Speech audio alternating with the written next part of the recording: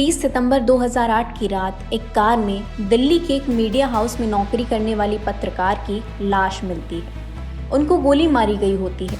ये लाश थी दिल्ली की जानी मानी पत्रकार सौम्या विश्वनाथन की। उनकी मौत से पूरे देश में सनसनी मच जाती है। आखिर उस रात दिल्ली में ऐसा क्या हुआ था? सौम्या विश्वनाथन दिल्ली की एक युवा जर्नलिस्ट थी।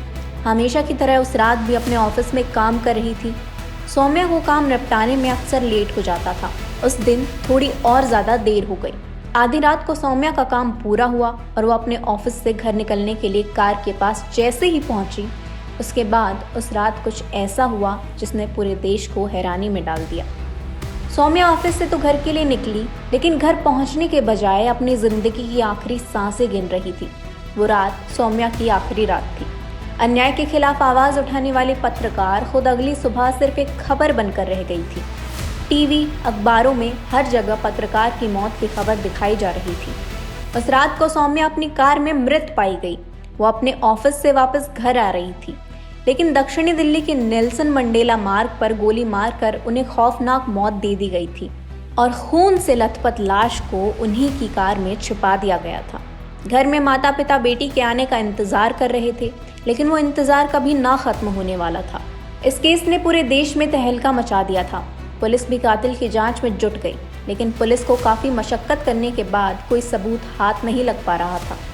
ये समझ में नहीं आ रहा था कि इस युवा पत्रकार का दुश्मन कौन हो सकता है, क्योंकि उनके परिवार वालों को इस बात से हैरानी हो रही थी कि उनकी बेटी की किससे दुश्मनी हो सकती है। पुलिस छानबीन करती रही, लेकिन हत्यारा कौन था इसका कुछ पता नहीं चल पाया। तभी साल 2009 में दिल्ली में एक और लड़की की हत्या हुई। इस बार ये हत्या बीपीओ में काम करने वाली जिगीषा घोष की थी, जिनकी 18 मार्च 2009 को दर्दनाक तरीके से हत्या कर दी गई थी। करीब सुबह 4 बजे जिगीषा के ऑफिस की कैब ने उनको उनके घर के पास उतारा। वो पैदल चलकर थोड़ा दूर अपने घर जा रही थी, लेकिन बीच रास्ते में कुछ लोगों ने उनका अपहरण कर लिया। 3 दिन बाद 21 मार्च को सूरजकुंड में जिगीषा की लाश मिली। अब आप ये जानकर चौंक जाएंगे कि आखिर जर्नलिस्ट सौम्या मर्डर केस से जिगीषा मर्डर केस का क्या ताल्लुक है। बता दें कि जिगीषा मर्डर केस सॉल्व होने के बाद ही सौम्या मर्डर केस भी सुलझ पाया था। जिगीषा के केस की जांच में जिन 5 हत्यारों के नाम सामने आए वो हैं रवि कपूर, अमित शुक्ला, बलजीत मलिक, अजय कुमार और अजय सेठी। इन कातिलों ने जिगीषा का अपहरण किया, उसके बाद कत्ल कर दिया। इस हत्या की जांच के दौरान ही पता चला कि कुछ दिन पहले जिगीषा के आरोपियों ने ही सौम्या को मौत के घाट उतारा था। दरअसल ये आरोपी एक संगठित गिरोह का हिस्सा थे और बड़े बड़े हिंसक अपराध में शामिल हो चुके थे। पुलिस ने जब इनकी जांच की तो पता लगा कि लूटपाट के मकसद से इन्होंने जिगीषा और सौम्या का मर्डर किया था।